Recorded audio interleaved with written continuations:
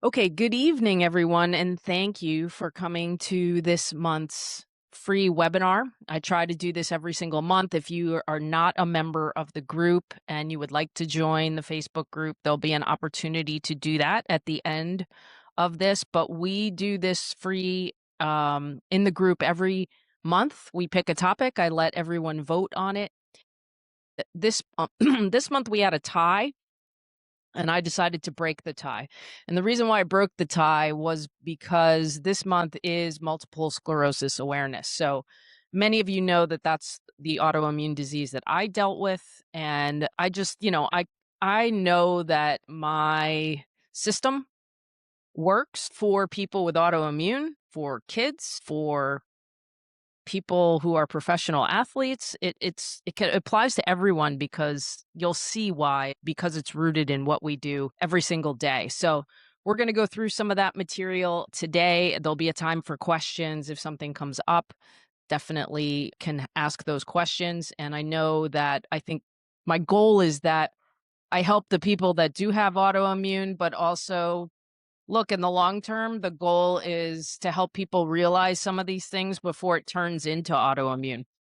Sorry about the dogs if you hear that. It's that time of the evening here in the Hujik household. So let's get started here. First of all, I'll introduce myself and let you know who I am if you don't know me. I see some people coming in, so I'm going to let them in. If you don't know me, I'm a health and performance coach and strategist. I'm also a level 3 integrative health practitioner. I'm also a John Gordon certified speaker trainer. That's kind of what you see behind me there. Those are John's books. If you're not familiar with John, it comes up during this because many of his books are a part of my story. I'm the podcast host of Ripple Effect Connection. So that's a free way for you to come aboard and definitely get some free information. Also, I spent and still continue to spend 30 years in sports media, working for ESPN, Golf Channel, and now SiriusXM PGA Tour Radio. I've also coached over 300 plus autoimmune patients personally in Dr.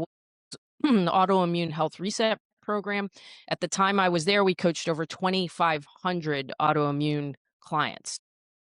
Needless to say, having personal experience with autoimmune and also seeing so many people with autoimmune, I do have a pretty good grasp, I feel, a pretty good sample size of what works, what doesn't work, what's going on. And I'm here today because I want to talk about this because if you don't have autoimmune and you're here and you're watching this, the chances are you know someone who does. So the ripple effect connection is all about I tell you, you tell someone else, right? So if you hear information that can be passed along to someone else, I think that it's important that we do that. And you will see why I kind of lay it out in the presentation. I kind of lay out why I believe we really have to work hard to get this information out and to find this information. Because unfortunately, as many of us as there are out here doing this kind of work, it's still not readily available. It's still not the first thing people look at. So when you look at some of these autoimmune statistics that I wanted to show, is 1 in 12 people in the US have an autoimmune disease. I feel like that's a lot. I don't ever remember it when I was growing up, maybe hearing 1 or 2 people that had some autoimmune, and now I feel like it's kind of everywhere.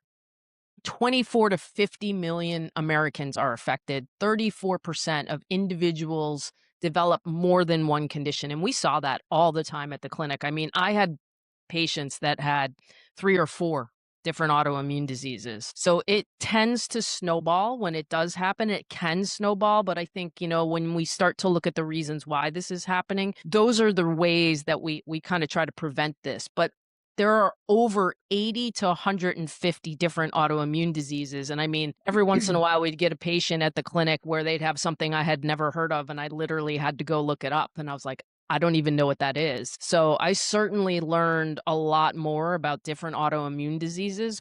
But the thing about it is, when you start to look at this, it's a big problem for women. And 70 to 80% of autoimmune cases are women. And I think when I start to lay this out, you're going to understand why it affects women more than it affects men, because women fit into some of these categories. We just we feel more, we have different hormones working against us when it comes to this. So I think you'll see by the end of this, the reasons why we think, there are more women that get autoimmune disease. Autoimmune disease is one of the leading causes of death in women under 65. That's really sad to me. And I know heart disease is up there too, and heart disease is still a leading cause of death. And I just think that the more we can pass along this kind of information, the better it's going to be for people to learn how to help themselves, because that is the thing. So when I was doing my marketing, and usually I'm not really sharing my marketing strategies with my people that I'm doing webinars with or speeches with, but I will share this. I will share a couple things because I think they're so good. And Rory Vaden is a famous speaker who talks to people and helps them build their brand. Okay. And I was going through some exercises to help myself build my brand and understand what my messaging is and really hone in on what I had to say. And one of the things that exercises they put you through, and they ask you, what is the one word that describes the problem that you solve for people? And this was really easy for me to come up with. It's depletion. And so a lot of people will say burnout, but burnout is used a lot. I think they're similar.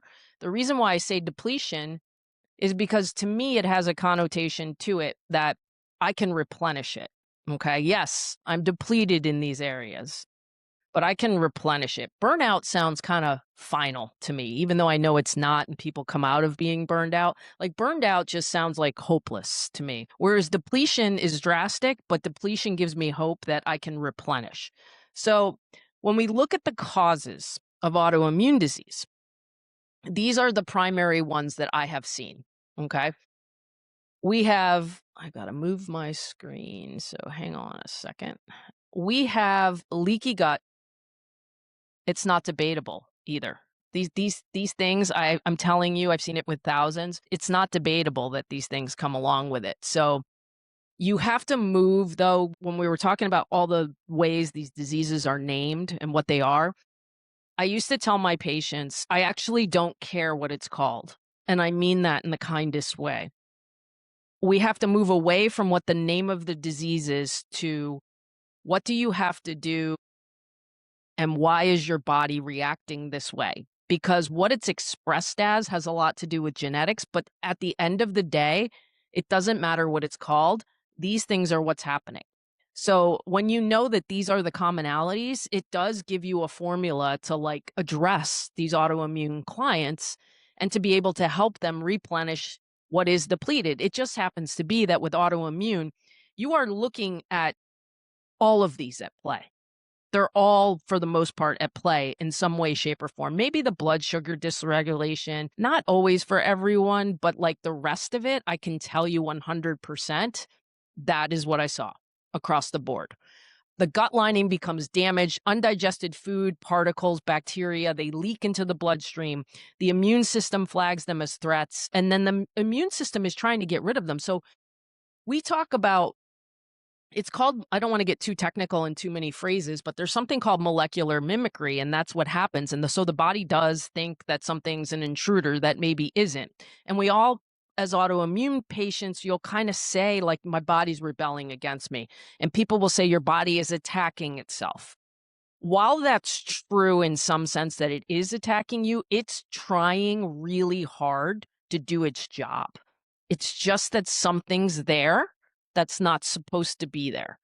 And so it's trying like heck to do that. And so what I'd like to do is I like the person to establish and understand that their body is not working against them, because their body is your best friend in all this. Your body has all the tools it needs to heal. So the common causes of that leaky gut, especially when it comes to autoimmune, we're talking gluten, we're talking processed foods, we're talking alcohol, we're talking antibiotics. People who have taken a ton of antibiotics, no doubt, there's leaky gut at play. Chronic stress, gut infections, which include H. pylori, parasites, candida. You can't have autoimmune disease without a leaky gut. So chronic inflammation is the fuel behind the autoimmune expression. What drives that? Poor diet. Again, ultra processed, high sugar, seed oils, Then that blood sugar instability, omega-6, omega-3 balance comes in, visceral fat, chronic infections. And like a lot of times understand that when someone has leaky gut, this has been going on for a long time. This is not something that happened overnight, okay? And I know I felt that way when I got it. I was like, "Wait, what do you mean? Like, I'm an athlete. I felt pretty invincible." You know, athletes, we tend to feel like that. I'm not saying it's right, but we tend to feel like that because we think we can do anything. That's what we think. It's just what we do, right? We think we can do anything. And so, a little bit about my backstory, which may or, I think it's a good time to tell it here just because I can now go back and see where all these things what was happening, okay? I can go back and understand there were habits I had as a kid that set me up for this from my later years. My mom used to call me a night owl, and that was because I wouldn't go to sleep at night, and then I'd be tired and I didn't want to get up in the morning. So I am sure that even as a kid, a teenager, I had dysregulated cortisol. All right. So if that happened for a long period of time, of course, I'm going to hit the phase where adrenal stress and it gets you burned out. There's no other way to say it when it is with that adrenal stress. It is a burnout, depleted type feeling where all of a sudden your cortisol's backwards. My energy would be at night and I would feel sluggish in the morning. And this was going on when I was a kid. And what was I doing? I was watching TV late at night. So I was filling my eyes with blue light long even before we were attached to computers and screens. I was filling my eyes with blue light from the television. Okay. So for me, it starts with a bunch of symptoms that are getting more serious in 2016. Okay. I'm just feeling terrible, feeling like I had vertigo, just feeling like I'm just not, there's no other way to say it except I'm feeling like I'm just not right. And then I'm getting really serious symptoms at night where I'm getting this burning sensation down my back, like someone's taking a blowtorch and going down my back. And it was scary. I was by myself. I didn't know what was wrong. Was I having an allergic reaction to someone? I broke out in hives. I've never broken out in hives. So my guess is, there were a bunch of things going on and then something tips the bucket over. Okay. And I was exposed to chemicals for 17 and a half years unknowingly. Something tipped the bucket. And maybe that was a virus at the time. Epstein-Barr is a big one for people with autoimmune. That can be reactivated. It's mono for people who don't know what that is. Most of us have it or have had it. It's very rare you find someone that doesn't have EBV, the antibodies in their body. But what the problem becomes is when that reactivates, and that's because your immune system becomes dysregulated. So when I all of a sudden, go to pick up my MRI films because they were like, "Oh, we're going to do an MRI of your brain," because by the time I was on my 6th or 7th different doctor, and now I've got a neurologist who says, "Oh, let's go. We need to do an MRI on the brain and I'm a neck," and I'm going to pick up the MRI innocently to give it to my chiropractor so that he can look at my neck. And here I am reading the report in my car and I see lesions consistent with MS. And I'm like, what? So you're kind of in shock, right? When that happens. And I just was like floored. But my instinct is, how did this happen? My first instinct, and this was long before I really got into functional medicine, my first instinct was, how did this happen? Why? How did this happen? And again, at the time, you think, this happened just this last few months, right? But then I start to look back and I start to think about my hormones when I was growing up. And again, with my sleep patterns when I was growing up, my eating patterns. Being an athlete, you can get away with a lot more. You don't really, yes, you're eating somewhat healthy, but you can also go eat pizza and soda and you're not going to be affected because you're working your tail off every single day, right? So when I look back, I can see all of this in it. I can see all of this in it. And then I can understand why this happened. And then when you look at like infections and pathogens, it's just Lyme disease, mold, mycotoxins, parasites, bacterial overgrowths. These just all trigger immune confusion and they create long-term immune activation. And environmental toxins, that's another thing that comes up. That's heavy metals, pesticides, plastics, air and water pollution, mold exposure. These also disrupt immune signaling and overload detox pathways, and that's going to increase inflammation. So all these things are related, okay? And then when we bring in the chronic stress and the nervous system dysregulation, now we're talking about a component that if it's not regulated, you're going to have a really hard time telling your body that's already overreacting that it's safe.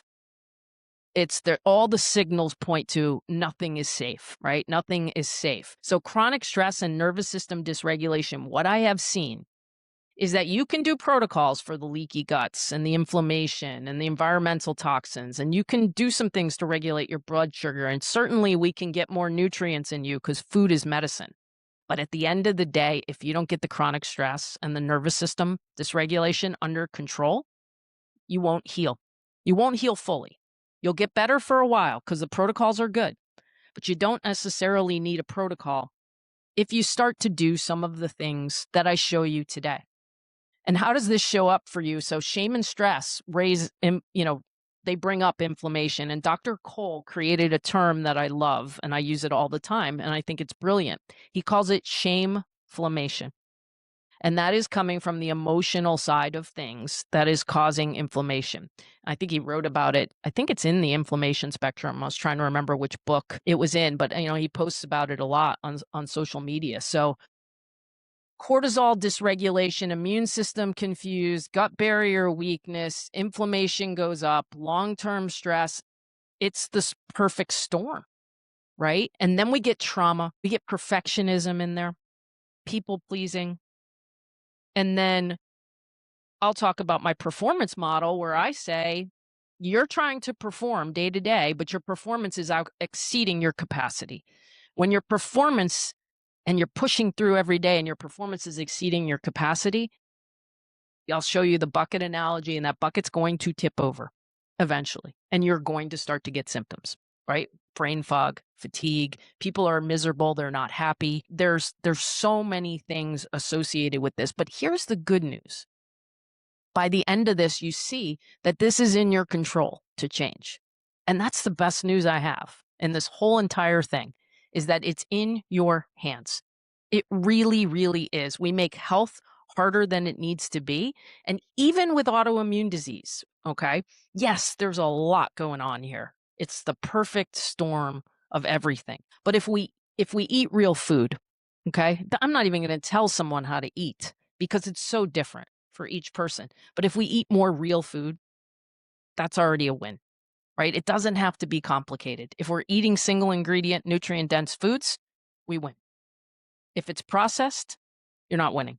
If it's ultra processed, you're really not winning because that's 5 or more ingredients and probably seed oils, right? So key nutrients that you're looking at when someone's got autoimmune is vitamin D, omega-3s, magnesium, zinc, B vitamins, and then selenium, because there is a lot of thyroid dysfunction out there. And selenium does help with that. Blood sugar dysregulation, we would see when we would put our clients on our protocol at the clinic that they would feel amazingly well in the first 30 days. And you would see they would start to lose weight. They would start to feel better.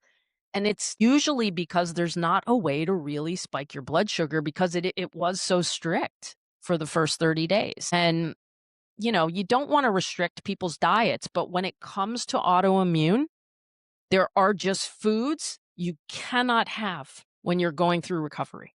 It's just going to nip it in the bud and it's going to halt your progress. There's no other nice way I can say that. Like there's no skirting that. You eliminate the foods that are problematic for most people, and then you systematically add them back after a few months to see how each one affects you. And sometimes that food sensitivity, even with some gut healing, may or may not go away, but a lot of them do go away. Okay. So that is so, so important, and this is all going to impact hormones. So that's what I'm saying. It can get really overwhelming because there's so many areas affected. But the good news is the bad news is when one area goes bad, it trickles down. The good news is when you work on one of the areas, it still helps the other areas. So it's not like you're not addressing all of this. And then when you look at this, it is the breakdown of systems over time. It's not random. It's not just genetic. It's not unavoidable. Those are the things you hear, right? Your body is trying to protect you, but it's doing it in a dysregulated way. Now, this is the other part of what's going on. The toxic load is greater than your ability to detox. People think detox is a bad word. You are detoxing every single day. Every single day you're detoxing. If you weren't detoxing, you wouldn't be here. So I don't love when people will say sometimes, I'm not a good detoxer.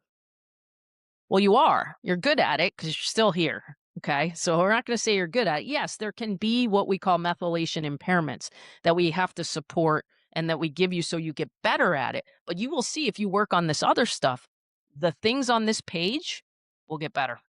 The things on this page will get better. These are the emotional patterns. This is what I call the elephant in the room. The elephant in the room, what I was saying there earlier, that if you don't do these things and you don't work on this area, you are going to continue to struggle. You are. Chronic hypervigilance is just, I'm scanning for problems. I have difficulty relaxing. Your body is never getting out of that survival mode. People pleasing, overgiving, prioritizing everyone else first, difficulty setting boundaries, internal pressure to perform. Boom. That's women. That's why I think a lot of women are more vulnerable to this too, is women are naturally caregivers. We don't naturally want to put ourselves first.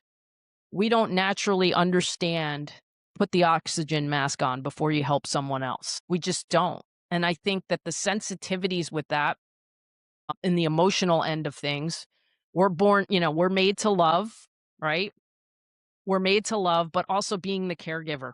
We're also innate caregivers. And so it's a very difficult thing for women. And I can tell you how perfectionism would hurt me. I'll give you an example of something I never thought it was harmful to others or myself necessarily, because I thought I'm taking responsibility for my own actions.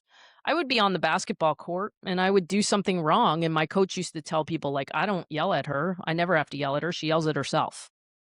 And I would say something out loud, maybe derogatory toward me. And I can tell you what I said to myself under my breath without saying it out loud wasn't very nice either. Well, can imagine me beating myself up for every mistake on a basketball court. Well, that's detrimental to me, but it's also detrimental to my teammates and everything I know about the power of a positive team and all the team building exercises I do with the John Gordon material. That's berating yourself. You are not a hero for doing that. It's okay to take responsibility for something you did, but then you have to figure out what's the lesson to be learned and move forward. And that was not me always. That was not me. So suppressed emotions, I've had that too. We all have this. A lot of us have this. So what I'm also saying, and this is not to fearmonger, and I hope it doesn't come across like that, but the people that are struggling right now that think about them. The people that are miserable, the people that are struggling, the people that are going to work and just surviving every single day, right? And pushing through. They're unhappy. They're unfulfilled. They don't know their purpose. And they're just burning through everything every day. They are one toxin, one virus, one immune dysregulation away from crossing over to this. The line is very thin. And so what I want people to know without fear-mongering, I'm not trying to fear-monger, but what I'm saying is don't let it take a catastrophic diagnosis or event to change, because you have the power to change now before something happens. If you don't have this, you have the power to change now before it gets to that point. And it's not that hard to do when you start to think about it and pare it down to what you do every single day, right? And these things that you can do are not complicated. They just require consistency and committing to it. So the other thing I see too with the suppressed emotions, we're not expressing anger, sadness, frustration, right? We have a society that is connected more than ever digitally, but very low on connection, the real true connection, right? Zoom is not it's okay. It's an okay way to connect, but it's not like one of the things I love about my job is going places and meeting people and now being able to talk to people and the conversations I have with people after I give a talk. And like the real true connection is so valuable. You don't think of that as being something that helps your health and your well-being and your capacity every single day, but you absolutely need real and true connection. I was listening to an interview today that was on our air on SiriusXM PGA Tour Radio, and there was a player on who's a very smart guy. And he was talking about how one of the things he tells all the younger players is to never sit in their hotel room by themselves when they're on the road. It's not good for them. And so this is a thing. So I think sometimes we don't always look where the problems are. And sometimes some of these things can be really simple. Chronic overwhelm is just too many demands, not enough recovery, feeling behind with everything, pressured or stuck, which this is huge in my world when I'm talking about capacity, because everyone's overwhelmed. Just about every. I mean, there's just a lot of overwhelm in the world. Now, things you must master. You must master. If you have autoimmune, you must master your sleep. You must master that. You must eat whole foods as much as you can. Whole, nutrient dense, single ingredient. You must replenish minerals. We do see mineral deficiencies quite a bit. That's like electrolytes. Again, that's very nuanced and different for each person. But, a pinch of sea salt in your water in the morning is not a lot to ask to get some really good results. So diet, I say that more. Diet is more like I said whole foods, but diet to me is more like the habits that you have around your diet. Movement is medicine. Move it or lose it, however you want to phrase it. Mindset, last but not least. These are the things that you must master. You must understand that although you are dealing with the physical symptoms, there is mental, emotional, and spiritual factors, and they are connected. I don't want to get religious because I am not one to shove religion down someone's throat, okay? So it doesn't matter what you believe or what your religion is, but believing in something bigger than you and understanding and trusting that even though something stinks when it happens, that there is a greater purpose and there is a reason, and it's all, for me, I know it's part of God's plan. And so whatever that is at the time, that always settles my mind. And sometimes look, it's like, I'm not about Pollyanna positivity. Neither is John in the John Gordon stuff. We're not Pollyanna positivity people. Sometimes things suck, but it's about how you go forward. What is your perception of the event that changes the outcome, right? You can change the outcome with your perception. Now, how do we change all of this? How do we start to change? How do we start to change depletion? Two things. Change our thinking. Daily choices. When I say change our thinking, I think everything that we're told in a lot of circles, from when you go to the doctor to just the way society works with quick fixes, I think the messages are backwards. My first inclination of how backwards things are and how much I needed to have my own way of thinking versus being told how to think or reacting to the norm. I was asked to speak at a multiple sclerosis support group. Twice I was asked to speak. At the time, I was doing Whole30. I had gotten really good results with starting with that. Okay. And my doctor at the time, my neurologist, was really impressed with the results I was getting. And she asked me if I would share this with patients because she told me flat out, most of these multiple sclerosis patients do not pay attention to they still don't understand that the diet and lifestyle can have a lot to do with how they feel going forward. She just couldn't get through to them. She just couldn't. She's like, so maybe if they see you're diagnosed, and maybe if they hear what you're doing, they'll start to listen a little bit. Well, I go into this room the first time and I'm in the room and I can tell you that I was emotionally not well when I looked around the room because there's so many people in there way worse off than me. There's people in there in wheelchairs. There's people in there that, aren't mobile. There's people in there that, they don't have full functioning capabilities in their body. And that affected me deeply because the first thing I thought to myself was, why them and not me? Why them, not me? And what right do I have to get in front of them and tell them what to do when I've never had to deal with something like that? And then I got myself together and I said, no, this information needs to be told. And I talked myself into being able to do it. But then I looked around the room and I was in there talking about nutrition and Whole30, and they had pizza and cookies and soda for everyone to eat. The second time I did it, I went to one around breakfast and there were donuts. And I went, wow, like we don't get it. We don't get it. Okay. We don't get it. Like, why would anyone consciously who's trying to help people with this put that as the food in front of them? Right. So, what I'm trying to say is that the messages are backwards. When you go to the doctor, they don't ever explain why something happened. They just give you a pill to soothe the symptom. Right. And look, again, I'm not anti Western medicine. Listen, if someone's having a heart attack, they're not calling me for help. They need a doctor who's a cardiologist to save their life. Okay. But I'm going to tell you, they're very good at acute care. They're not good at this stuff. And that's why I know that no matter how difficult this gets, it is so important that we get this message out, because there's nothing in society that's telling you that this is the way we should do it.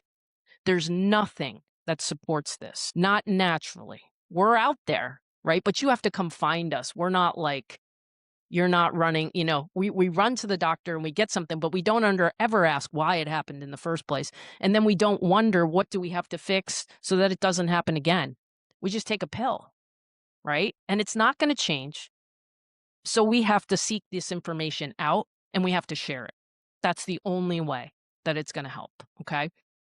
And so now when I talk about daily choices, everything we do is what we repeat every single day. So why would we not start with that? We are what we repeat. What you repeat, you reinforce. So what are you repeating every single day? Is it working for you or is it working against you? We can make all of this really simple. Okay. Everything you eat, every thought you have, every activity you do, every action of every single day, it's either working for you or against you. You got to do more things for you.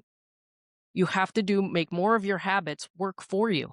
There is nothing that you're doing every single day like your habits, right? So why would we not start with that? But it's not the place we usually support people. So some of you may have seen me do this in the goal setting webinar that we talk about. We do not start building skyscrapers on the third floor.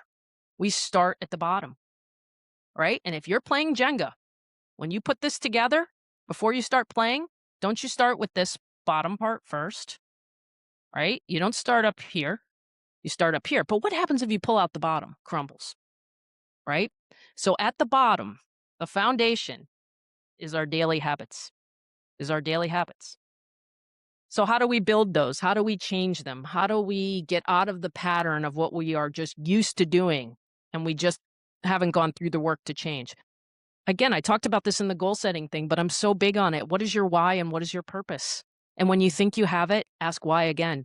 I think the question why is the most important question when it comes to your health, because you need to know your why and you need to ask why. So if something's going on and a doctor's giving you a diagnosis, it's why. You gotta ask why. Why does my body feel like this? I would tell you that's the question you should be asking of yourself. My osteopath does that all the time. I say, I had this symptom. I had a little puffiness on my face on this side, right? I would ask your body why. That's the answer. Try to ask your body why. Why is this happening? Why do I feel like this? So why is the most important thing? And then you must have a vision. You must. Most of my clients will tell you that I like to start with, what is your vision? What do you see for yourself? Because sometimes people have felt so unwell for so long, they can't imagine an alternative. And you have to have that because your subconscious knows everything. Your subconscious knows everything. And it doesn't know whether it's true. It just knows what you tell it. So one thing I would say is stop listening to yourself and start talking to yourself. There's a big difference. When those voices get in your head of, I can't do this, I can't do that, and those voices start telling you things that aren't necessarily true, that's when you got to start talking to yourself. Okay. So vision, if you don't have the why and the vision, the rest of this is going to crumble. Because what's your motivation to repeat these habits daily and change if you don't have a vision and a reason for doing it in the first place? I have a vision. I have a why. I had it when I got sick, but I also have it for the information that I'm delivering. So again, I go back to Rory Vaden and me developing my marketing plan and me saying and understanding that I am uniquely positioned to serve the person I once was. So it's really easy for me to talk to you because it's like I'm talking to me back in the day, right? And so no matter where you are in your journey, I've probably been there at some point. And so that's, why I do what I do. And then the other thing you have to dismiss when you're going about your business and you try to put this vision into action, if you're old enough and you remember Blockbuster, okay? Everybody knows what Netflix is. There is nothing about health, well-being, capacity that is quick. It develops over time. There is no Netflix in health. Remember Blockbuster, right? You had to get in the car, go to the store, find the title, right? You had to pay for it. You brought it home. Probably the person before you didn't rewind it, so you got to rewind it. You rewound it. You watched the movie. You had to rewind it again if you were a good customer. Get back in the car and bring it back. What do we do now? Trying to see my remote. I've got a remote here and it says Netflix on it. I press one button and I can watch a movie. Sometimes we are a victim of our own advances in technology and we are not advancing as people because there is nothing about any of this that it's made us lazy. It's made low drive sometimes. It's made us forget sometimes like what the basics are here.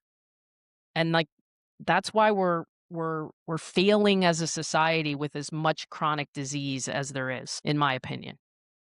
Again, we're making it really hard. So where does capacity fit into this? So this is how I define capacity. The reason why I created the system I create is because not everybody loves talking about health, okay? But everybody wants to perform. Everybody wants to perform. And every day we're all performing. So whether you're a mom, whether you're a friend, whether you're an accountant, whether you work in TV like me, whether you're a public speaker, you're performing every single day. Okay. So I know for me, because I was an athlete, I relate to performance more than I related to health. It wasn't like I was trying to be unhealthy, but I was relating everything to performing, right? In school, as a basketball player, as a soccer player. So capacity is the maximum amount something can contain. So it's a container. Think about it like a container. We're going to use a bucket in a minute. The ability to do more, have more, give more. Increasing demands equals a reduction in capacity. Capacity is for just about anything. Okay. Now, when you look here, in both technical system and human, I know this gets a little technical, but human endeavors, capacity acts as the ceiling while performance is how close you can get to that ceiling. And you're going to see this in the bucket. So if you're like, what? That doesn't make sense. Stay with me. Okay. Stay with me because you're going to understand it visually. So when capacity goes up, performance becomes more consistent instead of dependent on stress, adrenaline, or willpower to push through. So if you see what I'm saying right here. Here's the autoimmune capacity right here, okay?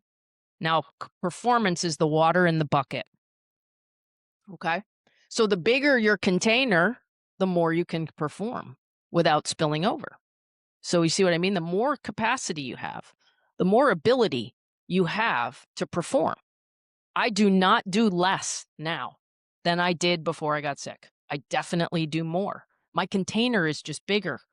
It was down here. And now it's up here. And it's because I work at it every single day with non-negotiables. Today, I was busy. I only had actually I did do 30 minutes. I lied. I wanted to do a 45-minute full body workout today, but I only had 30 minutes. So I did a different workout. Okay. But I moved. I went for a walk at noon with my dogs, right? I just had a salad with some salmon. I ate my nutritious foods. I definitely read my affirmations every day.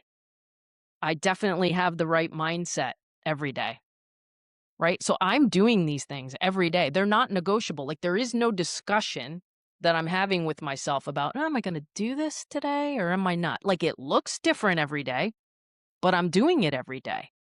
And so here's what happens when you don't build your capacity and you keep trying to perform. We get we get a bucket that spills over.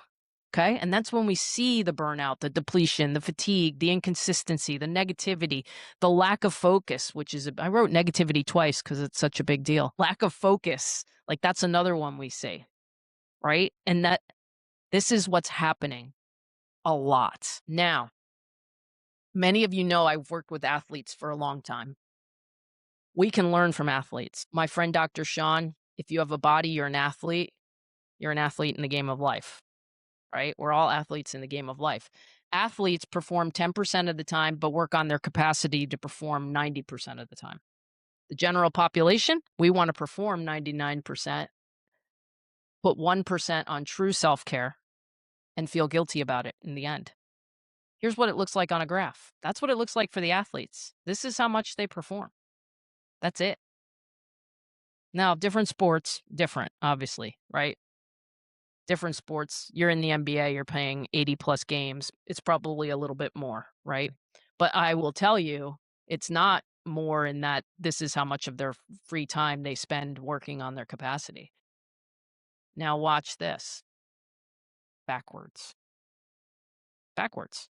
It's backwards. We're backwards. Why wouldn't we look at athletes and say, that's a good way to do things, right? Everything they do. And I think that you had two of the best on the screen. Let me go back for 1 second. It is not easy to go backwards on this. Tom Brady, LeBron James. LeBron James is probably one of the most talented human beings I've ever seen. When I first saw him play basketball, I was like, I've never seen anything like this guy. I watched him play in high school and I could not believe what I was watching.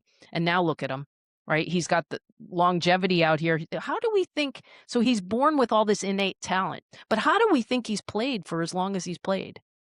It has nothing to do with his talent and everything to do with the things he does for his capacity. They figure it out.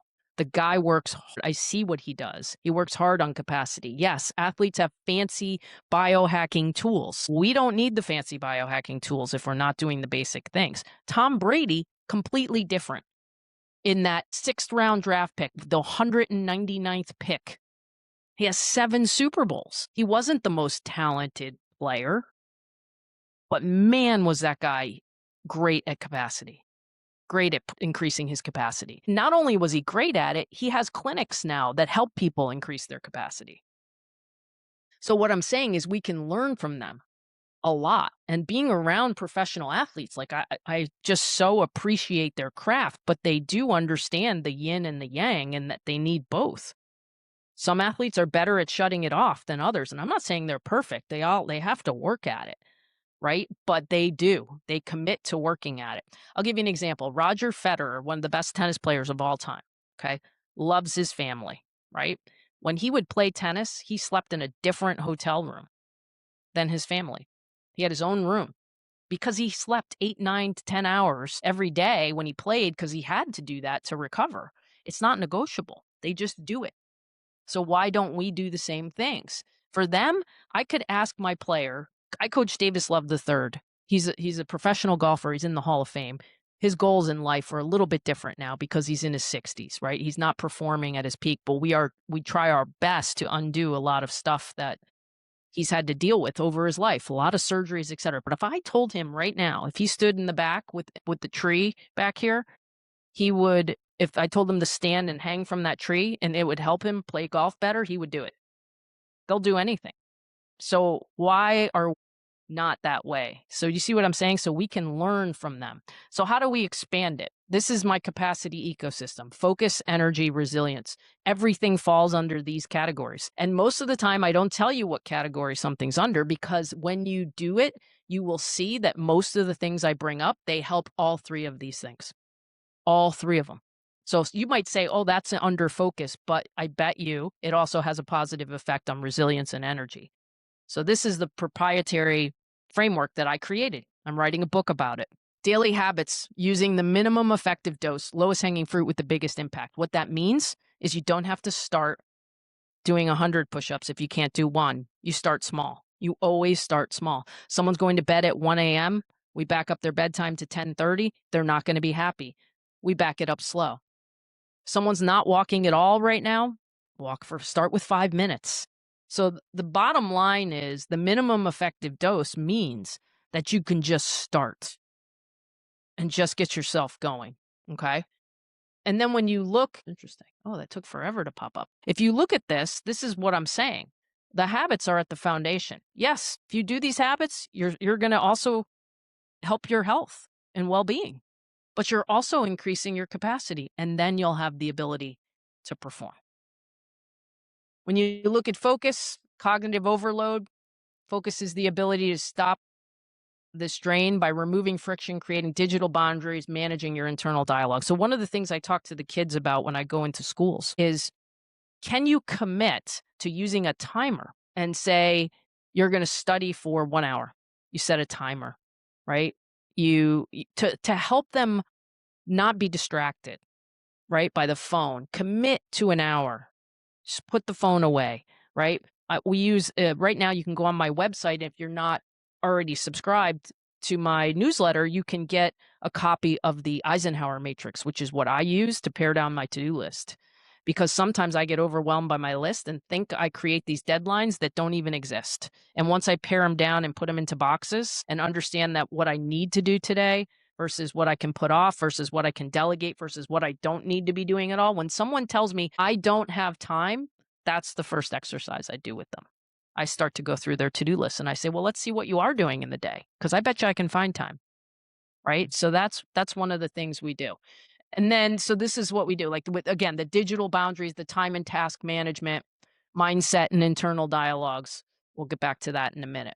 When we go to energy, it's not rocket science on this, right? It's the fuel that we need, and we need energy from our food. We need energy from our sleep. So we're optimizing circadian rhythm, physical fueling to actually replenish your system. The hydration and mineral balance is big. And then movement is one of those things, like I was talking to you about. Like, do you understand when you look at this, how all of these, like nutrition is going to help your energy, but it's also going to help your resilience, and it's also going to help your focus. So you see what I'm saying is, like, I don't really put many of these under one category because they help each other. Resilience is the ability to downshift. So that's like recovery between high pressure events. That's being able to adapt. That's, again, you can see how sleep can help this. And this is what propels execution. Resilience. Resilience. Now, think about these questions for yourself. Which of those areas do you feel depleted? What area can you optimize more? What's a specific habit or thought process is currently decreasing the size of your bucket? That's one I like too. Which thought process is not serving you? That's a big one that we're going to talk about here. My non-negotiables, I mentioned this early: nutrition, sleep, movement, mindset. I would add hydration to this, which I haven't been great at today. So I've got this, and I will get back on the wagon here. Not every day is going to be perfect. So you have to deal with that, right? You have to deal with that. Now, first tool, what are the stories you're consistently telling yourself? So I wouldn't call myself a full-out negative energy vampire, but this is the book that changed my life. And many of you know I'm a John Gordon certified speaker, and I'm able to present this to people now, which my paid subscription group, I'm doing a keynote from this for free in May. And I'm doing it because, A, I want to practice because this is a message I love giving, but also because I think it's life-changing if you really adapt to it. And for me, it was my boss from the Golf Channel put it on my desk. You can take that two ways. Does she think I'm negative? Or is it like just my next step in development? Or is it that my positivity is what she wants from her employees and company? Probably all of the above. Okay. So I didn't take it personal. I thought it was great. I'm one who loves feedback, and I don't mind someone saying something to me that helps make me better, right? And so I read the book with my husband at the time we were dating. We read it together, and it was the first year we met. It was one of the first things we did. We read it together. And I started to realize, like, man, this book is really hitting some notes for me. And I honestly say this all the time. Without meeting Alex, my husband, without this book, where would I have been when I got diagnosed with autoimmune? Because I think when people are getting diagnosed with autoimmune and they go through that, like finding these the silver lining and finding these ways to change their mindset and the reasons why you got them there are huge. And God was putting these things in my path when I needed them the most. And so this book completely changed my life. It's a fable. It's silly in that it's just a story about a bus driver. The bus driver's name is George. George is actually John Gordon. And so he writes himself into a lot of stories sometimes, and it's part of the fable. But I mean, it's a simple message. And today I went through some training learning how to deliver the energy bus for schools. And like, isn't it really cool to give kids and teachers this message? And it is adapted differently for teachers. So it is a whole different ball of wax. But like, I love that I can do that. So that's changing my mindset. I would say this, of all the things I've done, and there's a lot of good things I have done and had to do and continue to do, poor mindset will undo all of it quicker than anything. A poor mindset undoes a lot of kale. It does. You can eat kale, you can move, you can take your supplements, whatever you're doing, and I will tell you that this will be your great undoing. So use it on the other side of things. It can also propel you to great things with just a simple tweak in mindset. This is like, sometimes I say we need to have a vocabulary that comes from a place of empowerment, not a place of being powerless. It's just aging. It's genetics. I don't have time. That's just how I am. Those are so powerless. That is like, I can't do anything about this. This is just it. This is just my least favorite conversational saying. It is what it is. And if you look over here on the right, this is just coming from a place of stating what's happening, but not nipping in the bud that you can't do anything about it. So it's talking about the reality, right? But this is a lot more power to it. I just need to push through. I need to prioritize recovery so I can perform better. That sounds a lot different. I am sick. I am healing. I use that one all the time. I am not disciplined. I need a better system. Like, this is where behavior changes. If you're operating from language that makes you powerless, you won't be able to sustain anything. The way you think, the way you speak directly shapes your energy, your focus, and your actions. So it's really simple. Just think of the self-talk, catch the pattern, and reframe it. Instead of, why is this happening to me?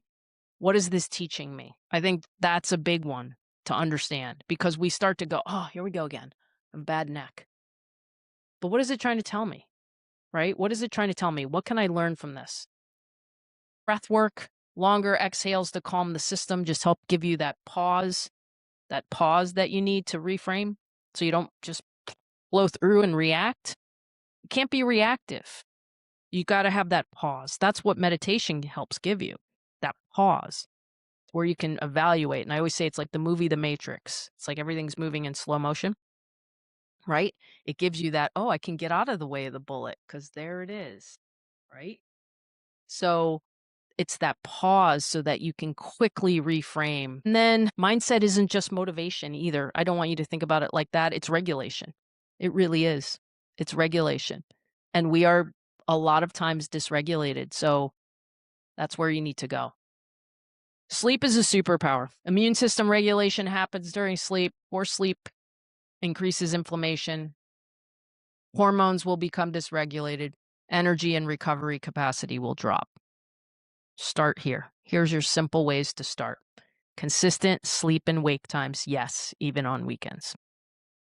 Okay, if you can wake up and go to bed around 30 to 45 minutes within the same window every single night, that's proven that is even better for you than sleep duration. We in the subscription group, in our group Continued Empowerment, we talked about this month, and I did a blog on all of the research that's involved in this. And it doesn't mean you can sleep 5 hours every night and be okay. You still have to pay attention to duration. It's just showing that, again, what is this proving to us? Consistency is a big, big deal. Okay. Morning sunlight within 30 minutes of waking. Eliminate blue light at least 60 minutes before bed. Focus on quality over perfection. Like that doesn't seem that hard in the large scheme of things, right? It's not a big ask. We're not adding like, hey, I need you to go to the gym and go work out for an hour. Like this is stuff that's very, very doable.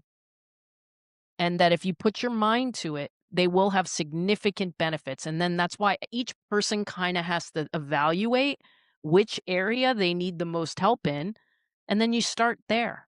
And then it'll start getting contagious. It'll start getting catchy. The people around you will start doing it too. You start talking about it, the people around you will start doing it. We already talked about this a little bit, but eat as much real food as you can, single, nutrient dense, whole foods. Because again, I can't tell people how to eat per se, but I can tell you that real food will trump processed every time. We kind of already talked about this too. Prioritizing protein at every meal, build the meals around these real foods, reduce the ultra processed, hydrate consistently. Most people are underhydrated for sure. Your body's made up of water. It needs water. It's like one time I had this client and she just went through this laundry list of all these things that were wrong. And I was like, what's your water intake like? She was like, what do you mean? I was like, well, it just sounds like a lot of that could be dehydration. Like, I think sometimes people want me to come and reinvent the wheel and give you some complicated protocol or some like really science-y answer. And I'm like, you got to drink your water. Let's just see how you feel after you drink your water. So it's amazing what that can do. And this person put their mind to it for 2 weeks. And do you know those symptoms went away? So it's possible. It just seems so simple that we don't do it.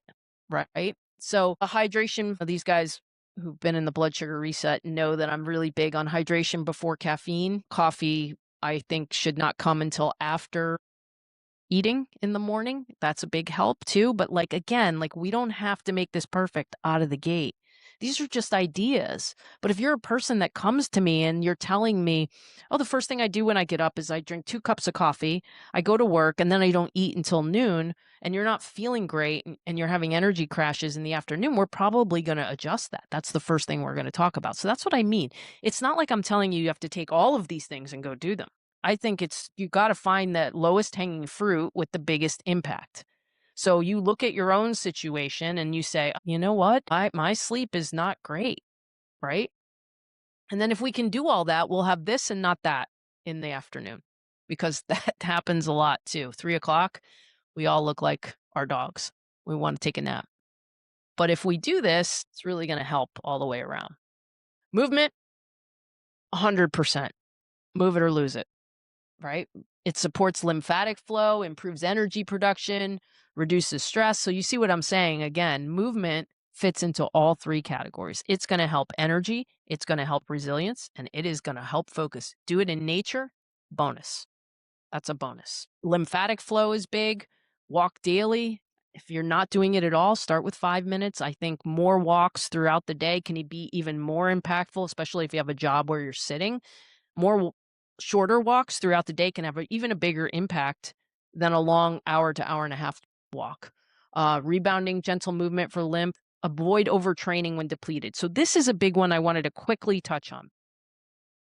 The people with adrenal issues, like myself, I was hurting myself by doing really hard, difficult workouts.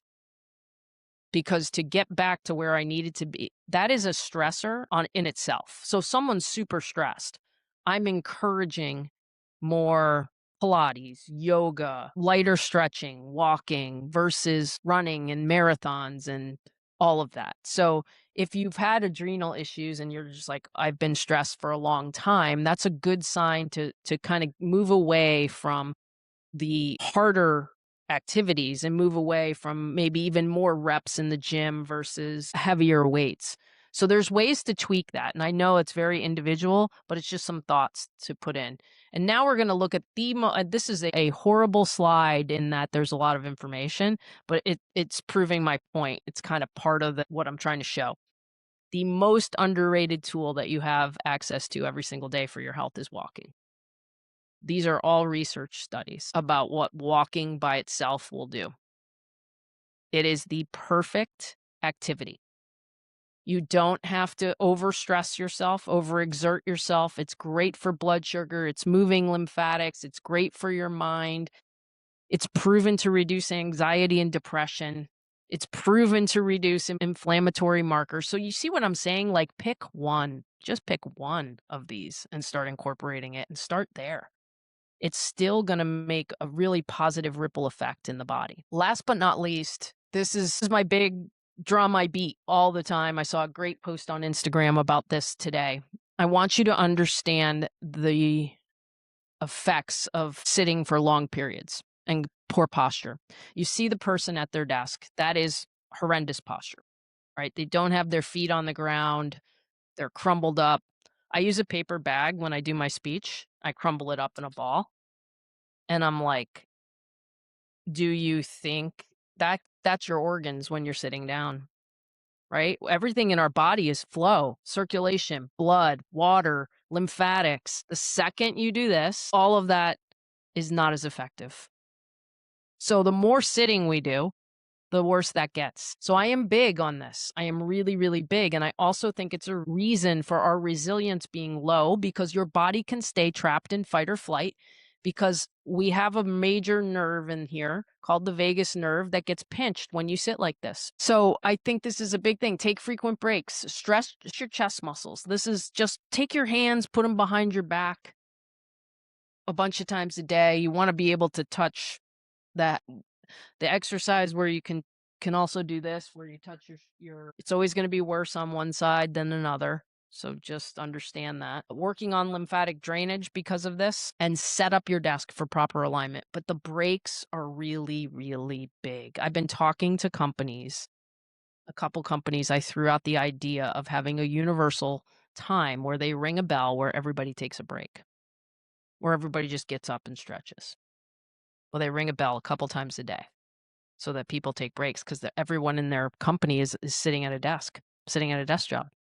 And you're like, gosh, it's not great. And they are big on wellness. So they were into it. Not every company is always into this, because again, my business coach said to me, in 29 years, I've never heard anyone put it like this. And I'm like, it's so simple. It's just that we don't do it, right? We're trying to support people to perform, but we're not doing the things for them that gives them that support at the foundational level. So why don't we teach them how to make their habits work for them? And I think for me, it's way more important to be an encourager than a person who gives advice. People need encouragement. They don't need a ton of advice. So when I'm doing these talks, I am encouraging you to do these things, but we're not going to talk about what you are doing is bad or good, or there's no judgment involved, because there's so much guilt and shame around health, right? There's so much. We need to get away from that and understand that it doesn't take that much. It just takes you having a purpose and understanding why you're doing it. And then we can do these small steps that make a large difference over time. So this is me. Everything we do each day, our thoughts, our habits, the food we eat, our actions, either increasing or decreasing your capacity, do more than increases it. And then my other one, Dr. Perry, who I love, so simple. Effective things don't have to be complicated. They just need to be consistent. And one more, you can't get where you want to be by remaining where you are. So if you're not where you want to be, and I would say it doesn't matter if you're the person with autoimmune, you're the kid that's going to college, you're the athlete trying to get the extra 1%, there's always something you can tweak to get a little bit more out of it. So even though I feel like I'm doing really well, I've got to pay attention to some things too. I can always do something a little bit different to try to produce a different result. I mean, I have a different schedule now. I have a lot going on with all that I'm doing.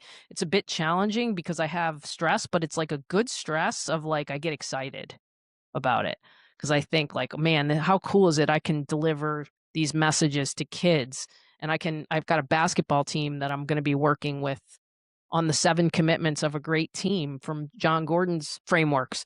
Like, all that's really exciting, but I also have to make sure, but at the end of the night, when my body's racing with really great ideas, they're not negative thoughts, they're positive thoughts, but it can still be a stressor.